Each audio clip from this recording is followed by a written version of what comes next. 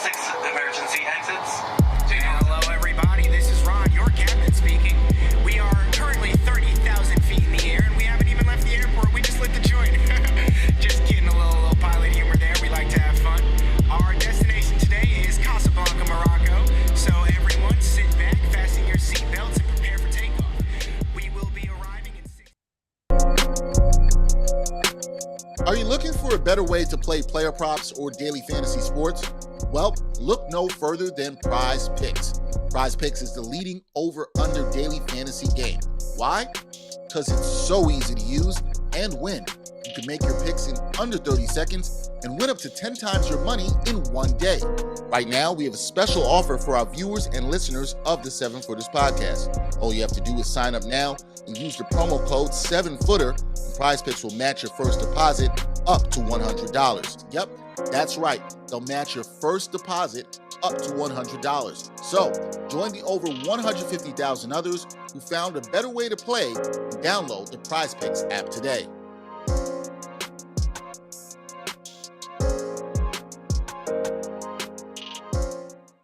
Seven Footers fam, how's it going out there, Jarod? I'm doing good, man. We are in the midst of the conference semis. One game's happened everywhere. Game 2's tonight. It's exciting times, Jenna, in these playoff streets. The conference semis. This is what separates the losers from the good guys. I was like, are you going to say the men from the boys? I was like, what cliche are we going to use here? I know. I wanted to use that one because it's extremely common, but I couldn't think of it. So I had to think of something quick on my feet. I got real nervous. I started to sweat. It's only been like 2 minutes into the podcast, but that's what happens when you're in the midst of the playoffs, Jarod, when you're fighting for the Larry O'Brien at the end of this thing. Yeah, Larry O'B.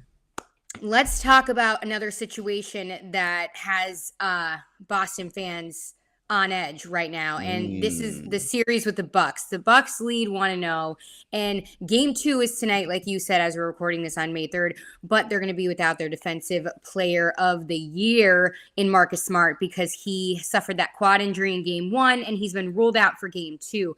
Huge piece missing for the C's. Talk to me about how nervous we should be tonight. I mean, look, it's a long series. Boston is still an excellent team. They were the number 1 defense in the league. Now, Smart was a huge part of that, right? At the point of attack, defensive player of the year.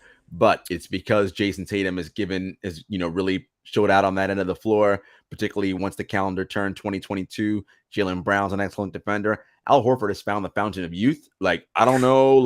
He's chugging that thing. This dude, a year ago, we were like, oh, is that dude even any good anymore? All of a sudden, he's just looking I was a Horford shit talker. Right. I was. Prime peak Al Horford. It's crazy. And of course, Robert Williams, Time Lord, doing a thing. And not to mention guys off the bench like Grant Williams. Grant Williams is very much in that PJ Tucker mold, built like a fire hydrant. You're just not moving it. It's no. Good luck, right? Solid in the paint. Exactly. And so I think that they'll be fine. They're going to miss him, of course. And, he isn't the greatest offensive player in the world, Marcus Smart, but he does play within the flow of the offense now. He does make and take timely threes now, less of those sort of heat check ones that he used to do earlier in his career.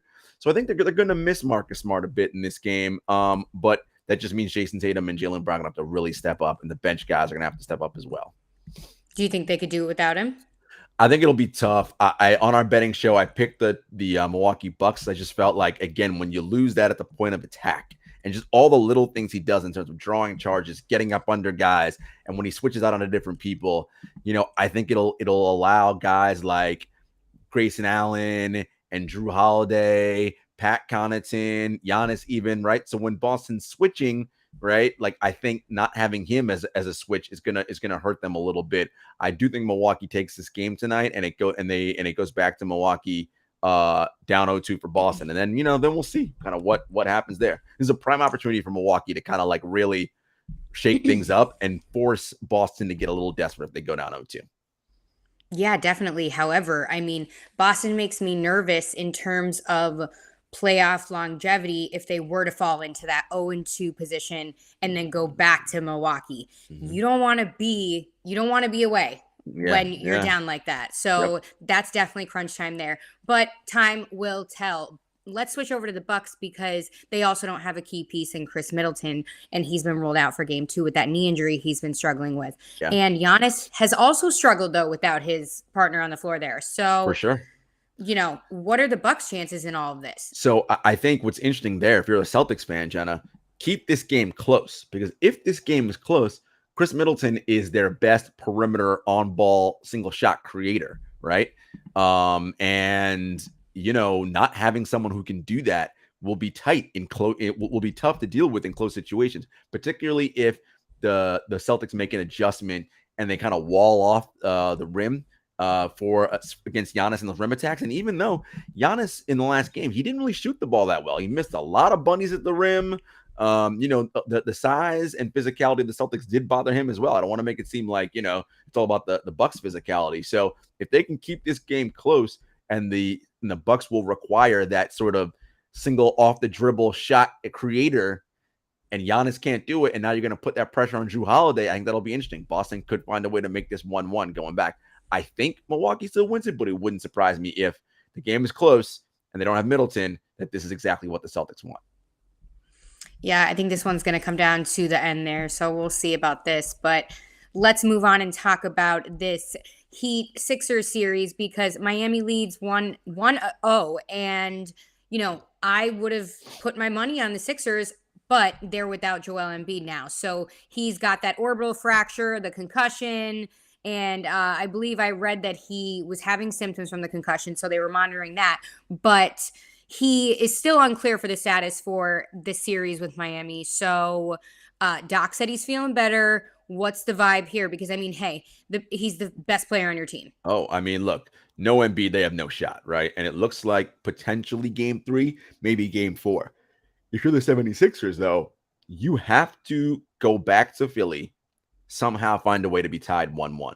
Because if you go back down 0-2, and Embiid, let's say Embiid, it's not game 3, it's game 4. Well, man, now you're asking a lot on him coming back to dominate, which of course he can, and change the whole nature of the series. Look, anything can happen, but I think the Sixers are going to require better shooting from their starters. Maxey and Harden have got to fill it up better from the perimeter. Tobias Harris had a pretty good game in game 1, but this is a James Harden series, and it's not like he needs to be Houston Rockets James Harden 35, 10, and 10. No, he just needs to be scoring efficiently and getting better looks for his guys. And again, those guys have to knock those shots down. Paul Reed in the pick and roll, getting him to do some different things. Paul Reed needs to stay on the floor, not foul as much.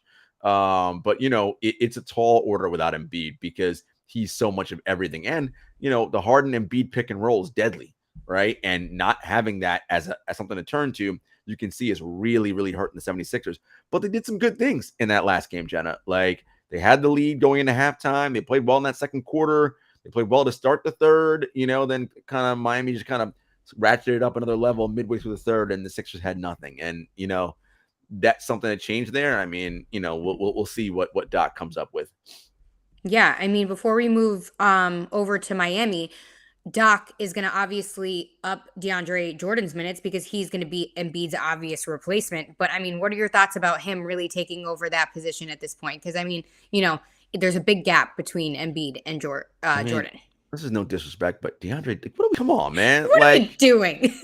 and the thing about it is, Paul Reed, yes, he's not as big as DeAndre Jordan, obviously, but he's much more mobile, much more active. The Sixers were minus in all of DeAndre Jordan minutes last night. He had a couple good moments, but anytime you've got to rely on him for 15, 20 plus minutes, that's not good. And Doc, look, Doc's stubborn, and the media has been asking him after games about, we're gonna start DeAndre because we like it, whether you like it or not. And it's just that's what someone like Doc's gonna do. They're gonna double down on their position and be strident. And when you've accomplished a lot in your career, and it looks like you have to do something different, and someone outside of the basketball world is telling you to do something different, it's going to make you just more strident in your beliefs, right? And Doc's just stubborn in that way, and he's not going to budge off that fact. And it's bro, look, DeAndre Jordan getting cooked out there. It's just not.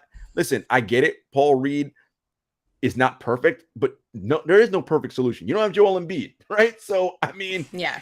So I think you need to be a little more flexible when it comes to that situation and just try to see, okay, maybe we steal a couple minutes here and there. And like maybe DeAndre Jordan gets like 2 or 3, but like extended minutes of DeAndre Jordan is not a good look. It is poor. Like, and we saw it. We saw it in the first half. We saw it a bit in the second half as well. And Doc said after the game, well, to a man, everybody in the locker room said, we want DeAndre. It's like, yeah, man, but you're the coach. Guess what they say? Like, you got to know, like, yeah, but DeAndre ain't really working out so well right now. Like, we're getting cooked in isolation when you got to get him in space. It's tough. So it'll be interesting to see. But look, this comes down to Embiid, Jenna. If Embiid is not able to play at all, or if he's by the time he's ready to play, it's already 3-0 or 3-1. Like, I don't know what we're doing here. And, when you're going up against a team like the Miami Heat in the postseason, I mean, I wouldn't want the Miami Heat on a good day. So exactly. Yeah. And I mean, no offense to the Sixers, because I got a lot of love for them, but they tend to Sixer through the playoffs, which means they choke early on and they just find a way to F it up. And I really hope that doesn't happen. So I'll say this, Jenna, if they lose in this round, which is likely, it's going to be a lot of changes in Philly. Remember, you can't listen. Ben Simmons has his issues, but you can't blame him this year because he ain't there, right? Like, so he's not the reason for your troubles this playoffs. And this whole James Harden situation, right? Like, are you giving that dude a max contract extension? Based on what I hope not. Right. Based on what you've seen since you've been here, what gives you the idea that, yeah, let me sign this guy to a 5-year, $240 million or whatever that deal is? This consistent guy who has recently been slightly a journeyman. So, I mean, not to, I hate quoting other people, but I was hearing on SportsCenter the other day, Jalen Rose was talking about Harden, and he said something along the lines of, I'm paraphrasing, but he said something like, the more you move teams, but he said something else, the more you like travel or whatever, the less, what is it? The less, he said something like, the less of the guy that you become, less of the consistent, like the guy you become. Yeah. So I know. It hit me. I'm with you there. Let's unpack the Harden situation a little bit. This is a man who won an MVP, who finished runner-up in top 5 multiple times. All-NBA performer, like one of the great offensive players in the history of basketball. The last time we saw him play that elite level basketball was in Brooklyn before the hamstring injuries, right? When he moved over to Brooklyn, we were like, oh man, Harden, KD, Kyrie, this is going to be right. Scary hours, right? It was looking good. Once those hamstring injuries hit last season during the playoffs, he has not been the same player since. He has flashes of brilliance here and there every now and then, but the consistency is not there. And as you age in sport, what happens to great players is you can still be great.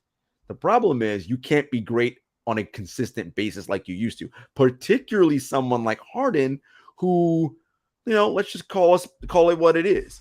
Someone who likes to enjoy the nightlife, and who doesn't really spend a lot of hours, I don't mean in the basketball gym working on his moves, but in the gym where the weights and the other equipment are to keep your body in peak tip-top physical shape, right? Yeah. He's not a workout warrior in that way.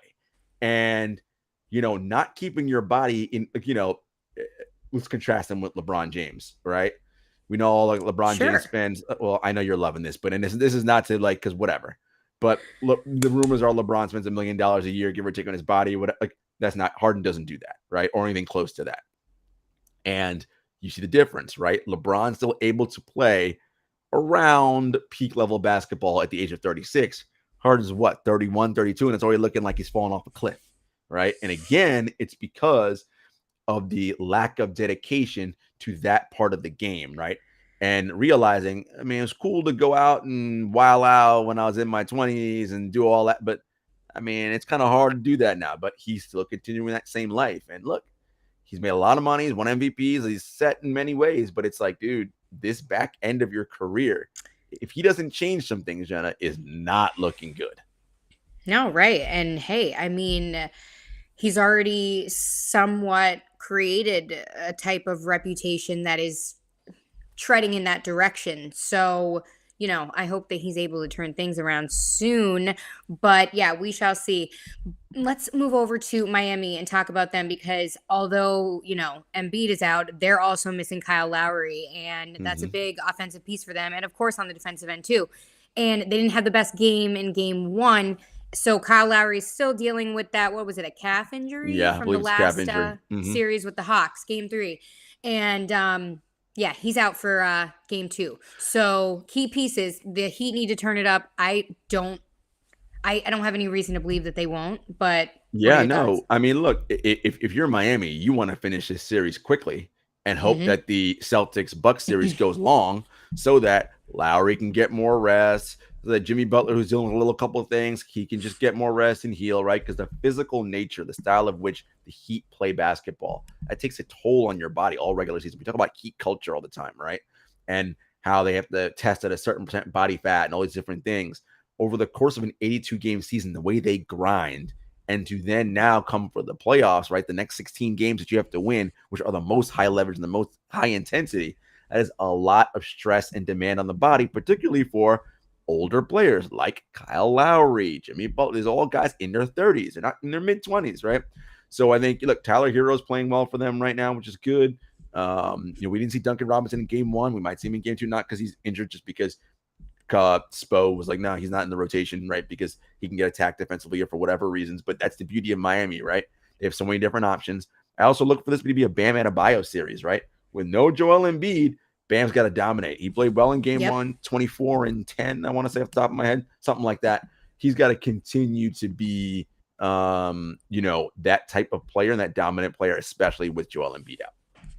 100%. I mean, I think that's going to come down to the wire too, just because of the different absences they have in their rosters. So we shall see about that one. Let's move on and talk about the Grizzlies Warriors series, because the Dubs took game 1, but it was pretty thin margins there, to say the least, at some points. But let's talk about this because we have Draymond Green, who's already getting spicy to start the series off. And, the man, you got to talk about the dedication, though. I mean, that drama, that shit happens in the game. He runs back, puts a t-shirt on, throws the glasses on, tapes a podcast. I mean, damn. What, did he stretch? I hope. It looks like he showered, got himself nice and cleaned, and had the fresh Cartier sunglasses on, dapping up his guys, recorded a podcast. Look, let it not be said, Draymond does not understand the assignment, right? Like, he knows this is entertainment.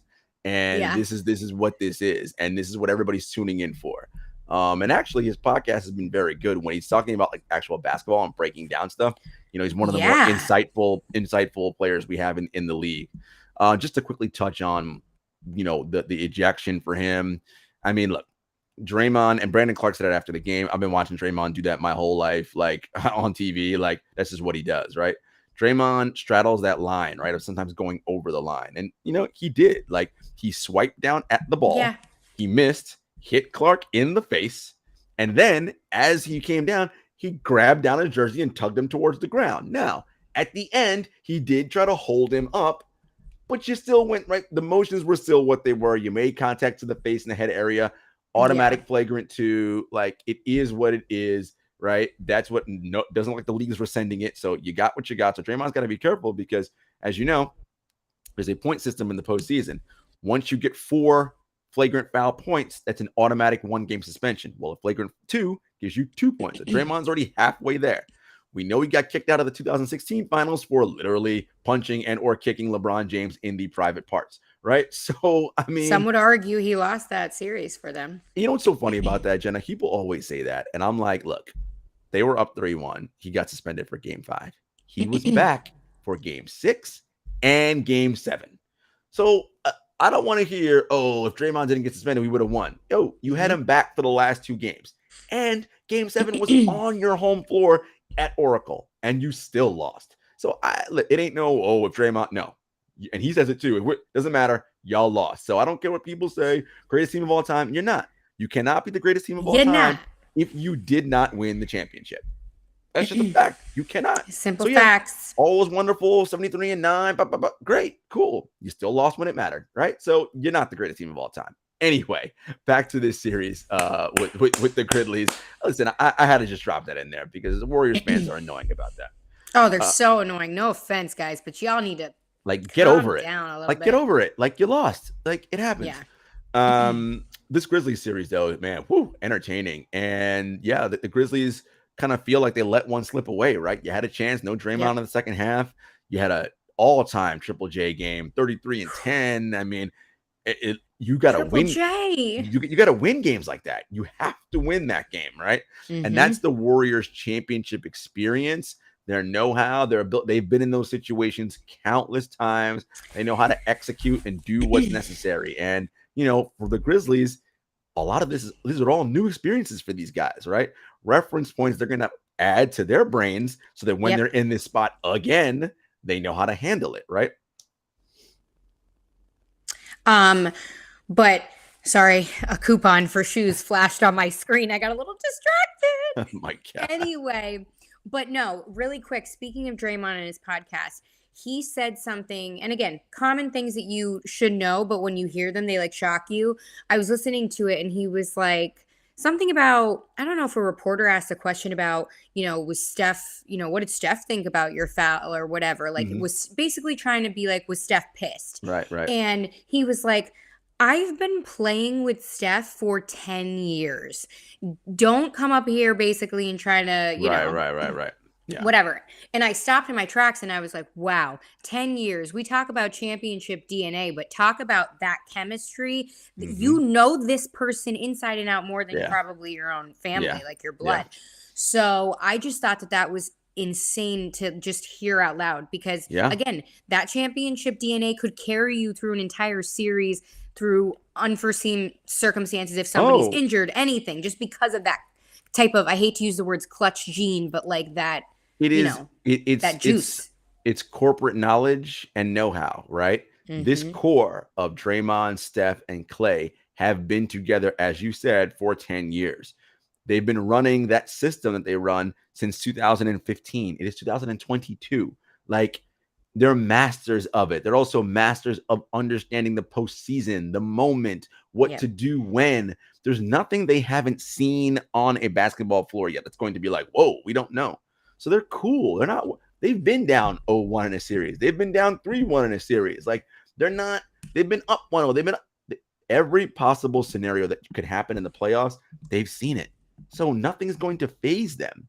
So again, if you are the Memphis Grizzlies, you don't have that same level of know-how and experience, but take something from them. Take your experience from last year when you won the first game against the Utah Jazz in round one, but then lost 4 straight, right?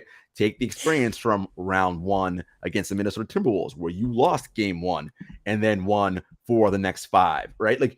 These are the things you have to take into consideration and use to your advantage until you get all the reference points so that nothing phases you, right? But Memphis has been a resilient team all year, Jenna. They've bounced back, every time after a loss, just about. This will be their biggest bounce back yet, effort and test. But, if they go back to Golden State, to San Francisco, tied at 1-1, they're going to feel a lot more buoyed and better about themselves than if they go down 0-2. It's going to be rough.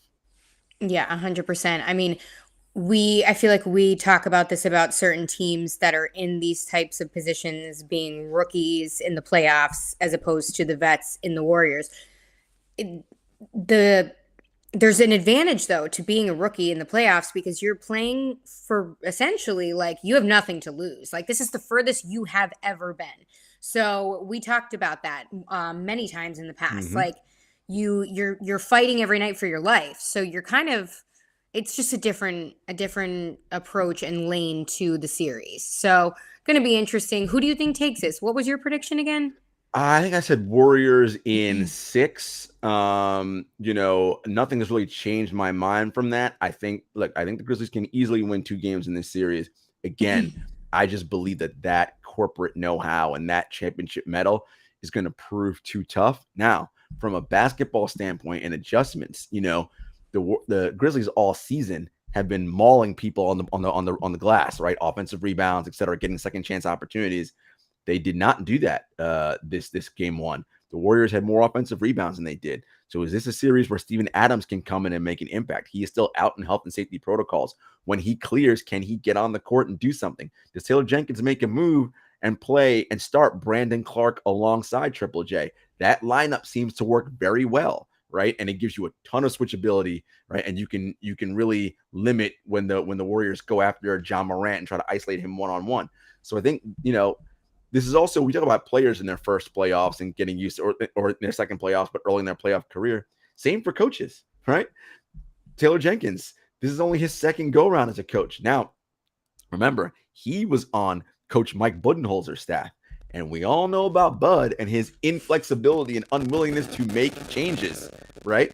So will he take that page out of Bud's playbook, or will he do his own thing and say, you know what? I've got to make changes myself and do the right thing here.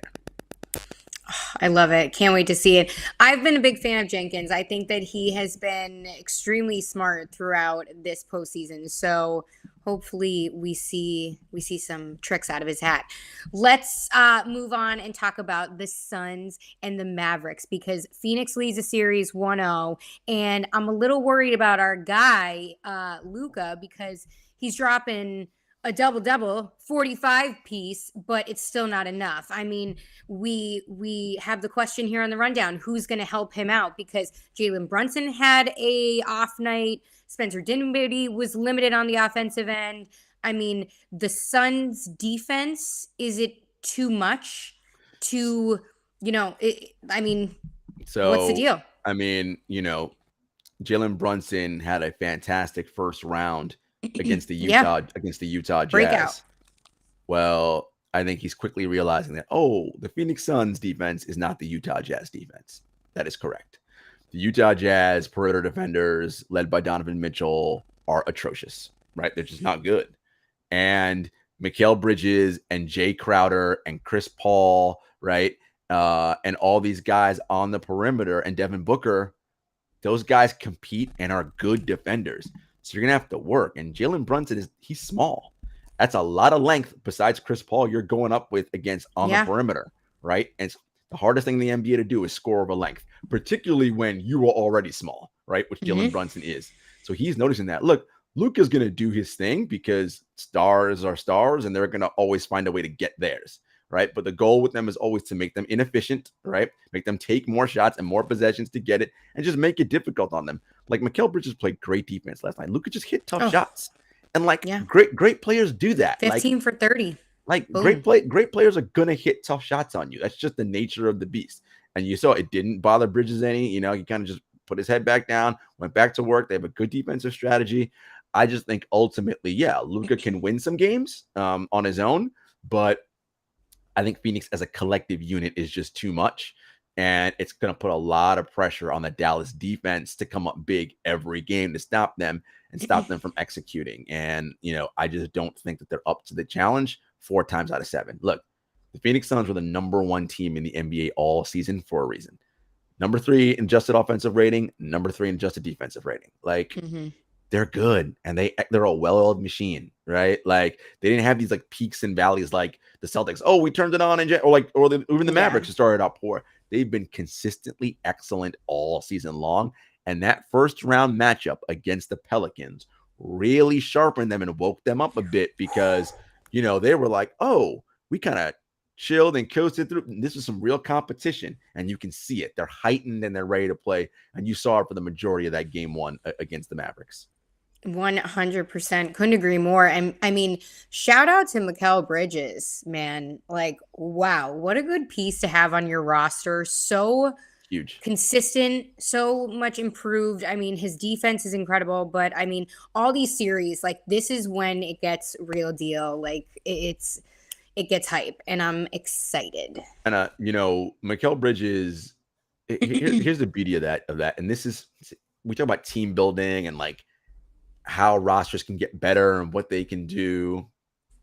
When you have someone as elite as Bridges is on the defensive end and is an improved offensive player, he is getting to that level of elite 2-way play, right? He's already elite defensively, and he is very good offensively. Not quite elite, but very good offensive player. when you have a player like that, Jenna, who's long, and you sign him to a 4-year, $90 million extension, that gives you so much room, because a player that is that good, right, that you have to only pay, what is that, 20 something million a year, that opens up the rest of the roster to do other things, like give Devin Booker a max contract extension, like they did, like this summer, give DeAndre Ayton right. It's finding players like Bridges who can be so good on the margin that you don't have to play max money to, right? See, this is the problem a team like the Brooklyn Nets have, right? They can't get anybody like Mikal Bridges because they got 3 max slots tied up in Durant, Kyrie, and Ben Simmons. And 2 of those 3 people don't come to work, right? So, I mean, so when you're building a team, right, this is what you need. You need to find those elite players who, oh man, we don't have to pay them that much. I mean, it's a lot, but it's not it's not a max deal.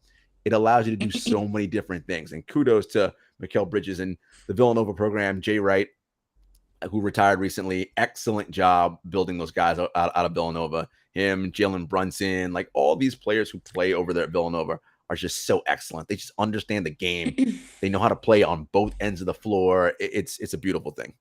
And you ever watch like interviews with a lot of these guys that come out of Villanova, especially Brunson and Bridges? They remind me of this. They have that same humbleness, that same quiet killer kind of mentality, attitude. Like they're not in the press or anything, like talking shit, like nothing. It's like, yeah, man. Yeah, they just do their work. They just do their work. That's it. And they show up. I like this Phoenix Suns team, Jenna. I really think, Dallas may win a game here, maybe 2, but I feel like Phoenix advances to the finals, conference finals. And, a Phoenix Golden State matchup is what everybody wants. I just got the chills. It's going to be Titanic. We know about the Chris Paul and Stephen Curry kind of like back and forth, and Draymond's going to be, doing his thing. We're a long ways away from that before we get to that of it, but that's going to be interesting between Ayton and Draymond and whatever. Or Ayton, oh my God! Right. No, I got you. I knew what you meant. Yeah, no, but again, long ways to go before we get there. We're still at game 2 of the conference semis.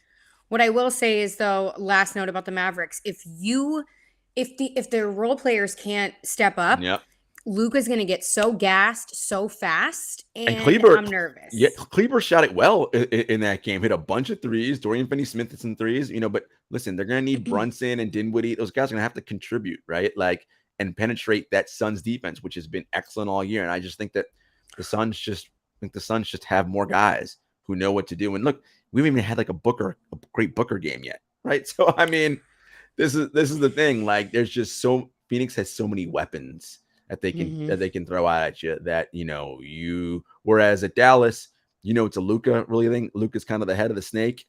If I stop him, I'm pretty good. But this Phoenix team has shown, listen, we can score from a variety of different ways, different areas. We get into our stuff. We move the ball. They're going to be a tough team to beat. Shout out Monty Williams. Yeah, hell of a job there. The Valley of the Sun. Well, guys, I mean, again, we're at the conference semis here. It's going to fly by, so make sure you stick around with us. We got you covered every week. Remember our betting segment, which drops every Tuesday live. It's a live show prior to this, and Jarod's been winning all week. Wait, before we go, I have to say, my boyfriend texted me before, and he sent me a screenshot of his bets, and he said, "Come on, Jarod," with like a little emoji. I was like, "This is amazing." I love it. Listen, that's my job to help win Jenna's boyfriend and her dad money out here on these bets, because they listen and they copy my bets. Listen, every week I give you at least one. That's all I can say. At least one every week. Show up to the show, you'll win at least some money. It might not be a lot, but you'll win some. You're gonna get something. Anyway, folks, thanks as always for rocking with us. Of course, we are part of the Props Network, so happy to be there with those guys. Follow us at 7FootersPod on Twitter, at 7FootersPodcast on Instagram, at JS Hector, at Jenna Lemoncelli. And until next time, everybody, peace.